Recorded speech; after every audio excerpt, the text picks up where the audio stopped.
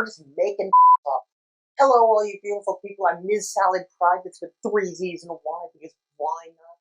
In this video, I'm going to be talking about 10 myths about being transgender. Myth 10 is that we have a biological advantage in sports. I'm a transgender woman who went through male puberty, and the idea that I will have a biological advantage is laughable. Ha ha ha. I feel out of breath just standing up. And on top of that, taking hormones, which many of us do, changes the body. We're essentially going through puberty all over again.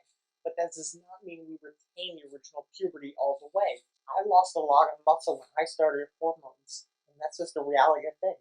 Sure, our bodies are going to be a little bit differently as a result. Why it's important that when younger people say they're trans, that they be allowed to medically transition in a safe way. Myth number 9, we're making up grammar as we go along. We're not making up grammar. Who got this idea? Oh, pronouns? You know that thing we were taught as kids but forgot because, when are we ever going to use that?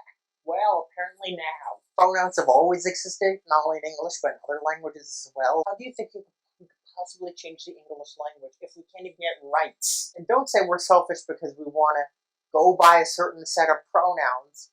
Because, what that sounds like? How dare you be so selfish and want to be called by your name? So here are a bunch of pronouns, and if you've ever used any of these words in your life, congratulations, you've used pronouns. Myth number 8, we're all white women. I'm a white woman. Not everyone who is trans is in fact a white woman. And I know this is a little bit skewed since a lot of people only know Caitlyn Jenner is the only trans person they've ever heard of. And frankly, she's not a very good representative of the community, but whatever. Trans people of color. Trans men and there are non-binary people. Non-binary is the gender identity that is not strictly male or female. Could be in the middle, could be no gender at all. That's what non-binary is. It's an umbrella term for a broad category. Number 7. Myth is that if we allow trans people to exist, then there won't be gay men or lesbians anymore. But here's the thing. Gender expression is different than gender identity. Gender identity is who you are. Gender expression is how you present yourself. Not only that, sexual orientation and gender identity are 2 different things.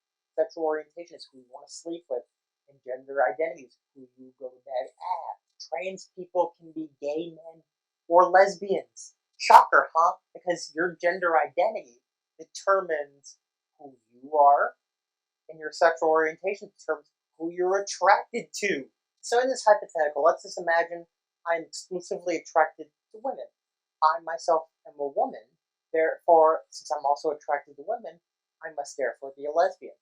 Now this is a hypothetical. It's not true. I'm actually bi, but that's a whole other point. Myth number 6. Gender identity and sexual orientation are the exact same thing. Gender identity is who you are, and sexual orientation is who you're attracted to. Myth number 5.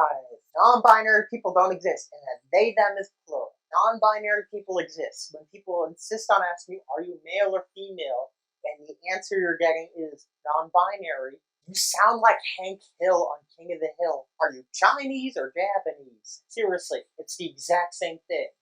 There are more options than you're aware of. And yes, they, them can be used in a singular sense. Myth number 4, we have mommy and daddy issue. Really? Do you know the story of Oedipus? He wanted to f*** his mother and then become his father? You know that kind of story? No, that's not what's going on here. Myth number 3, trans people are criminals and dangerous. We're not. Honestly, this idea comes a lot from movies. Like, Psycho is probably the biggest example of it, of having someone who, using the terminology at the time, is trans and attacking people in bathrooms. But remember, this is fiction, not real life.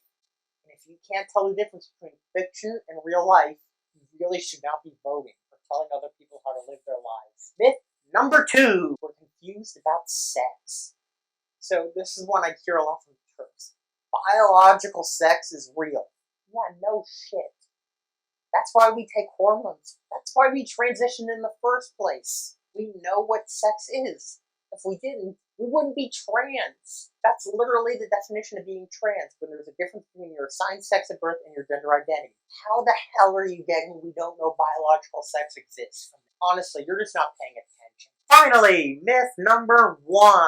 Myth number 1 is that we'll regret transitioning. You realize over 99% of people who transition don't detransition. And of those who detransition, a majority of them actually will transition again later in life. Detransitioning is not permanent, and socially transitioning is not permanent either. Seriously, what's the harm in letting your kids transition? You can put them on puberty blockers, which are entirely reversible. It prevents them from going through puberty. Honestly, we know what we're talking about. And if you think, wow, 99%, it's really low. Just compare that to other things we go through. People have tons of regrets throughout life. What other things in life have such a high confidence?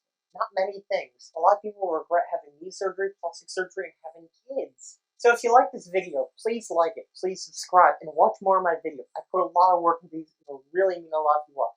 Thank you. Goodbye.